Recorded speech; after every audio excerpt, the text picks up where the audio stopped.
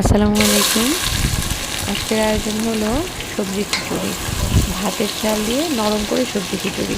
সেজন্য প্রথমে যে পাত্রটি চুলায় দিবেন এটি গরম করে তারপর তেল দিয়ে তেলের মধ্যে জিরা, শুকনো মরিচ ফোড়ন দেবেন। সেখানে পেঁয়াজ কুচি এবং সব গরম মশলা দিয়ে পেঁয়াজ একটু ভাজা হলে সেখানে সব রকম বাটা মশলা ও গুঁড়ো মশলা, লবণ দিয়ে মশলাটা ভালো করে আগে কষিয়ে নিতে হবে। মশলাটা ভালো করে কষানো হয়ে গেলে আপনি যে সবজিগুলো দিয়ে খিচুড়ি খেতে চান সবজিগুলো আগেই কিউব করে কেটে রেডি রাখবেন, ধুয়ে রাখবেন। তারপরে মশলাটা কষানো হয়ে গেলে সেখানে সবজিগুলো দিয়ে সবজিটা একটু কষিয়ে নেবেন। আমি আজকে খিচুড়িতে দিয়েছি গাজর, কাঁচকলা, মিষ্টি কুমড়া কেটে।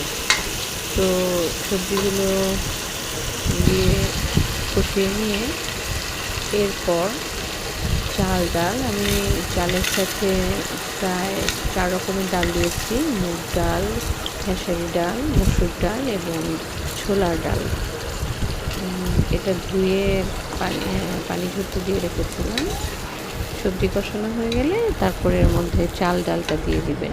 এরপরে সবজি, ডাল সব একসাথে কষাবেন।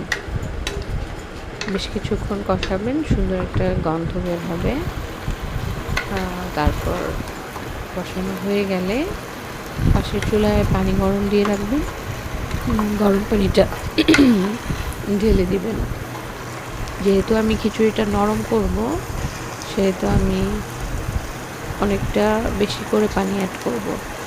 আর ঝরঝরে করতে চাইলে জাস্ট একদম পরিমাণ মতো, যতটুকু চাল ডাল সবজি তার দ্বিগুণ পানি।